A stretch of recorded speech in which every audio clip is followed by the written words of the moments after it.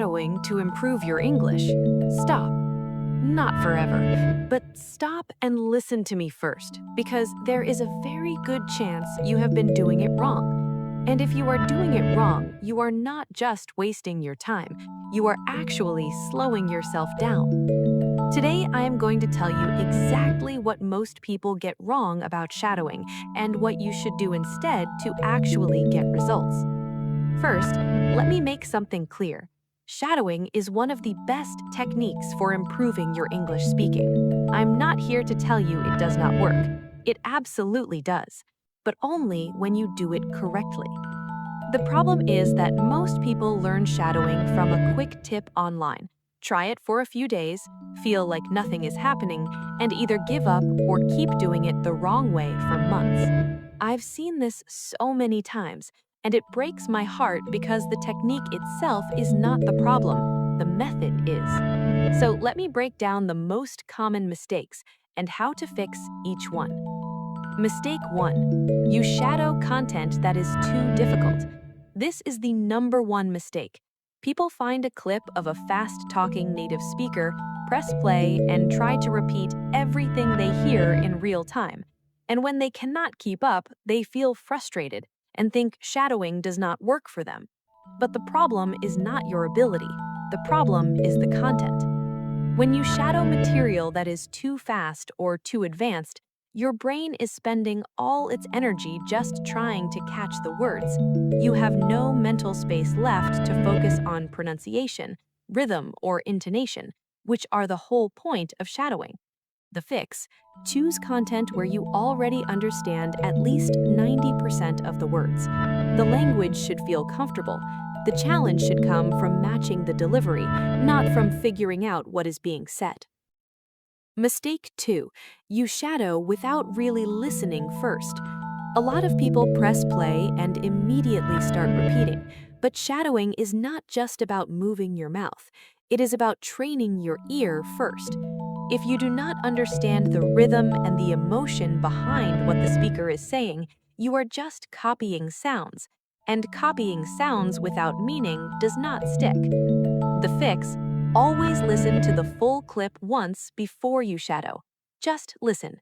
Pay attention to where the speaker speeds up, where they pause, where their voice goes up or down. Then shadow. You will sound dramatically more natural.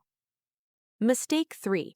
You shadow for too long in one session. More is not always better.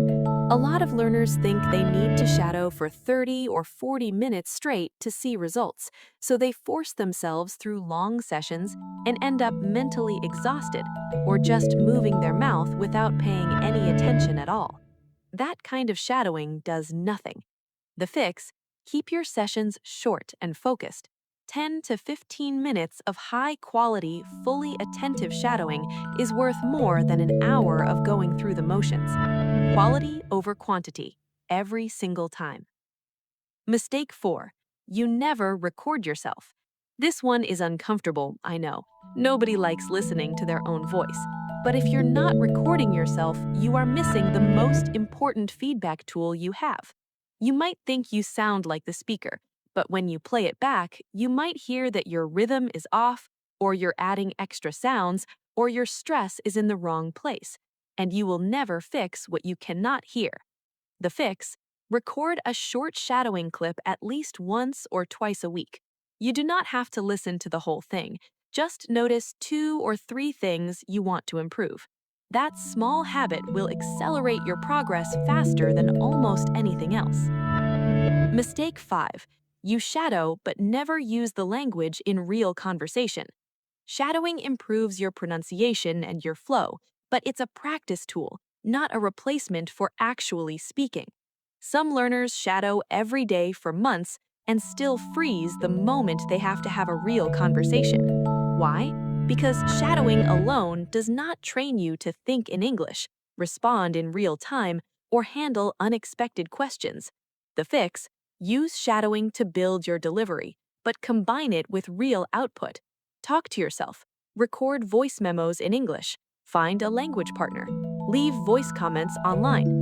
The goal is to move the language from your practice sessions into your actual life.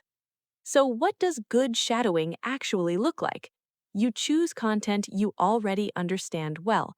You listen once without repeating, then you shadow short sections, 2 or 3 sentences at a time, matching the speaker's speed, rhythm, and emotion as closely as you can.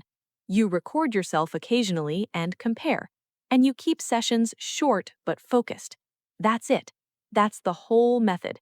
It's not complicated, but most people skip 1 or 2 of these steps and wonder why they aren't improving.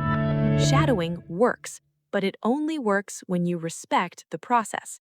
If you have been doing shadowing the wrong way, don't feel bad. Now you know, and now you can fix it. Start your next session with one small change. Pick easier content, listen before you shadow, or just record yourself for the first time. One change is enough to start seeing a difference. That's all for today. If this helped you, share it with someone who is also working on their English. And drop a comment below. Which of these mistakes have you been making? Be honest. I promise you are not alone, and your answer might help someone else reading the comments right now. See you in the next episode.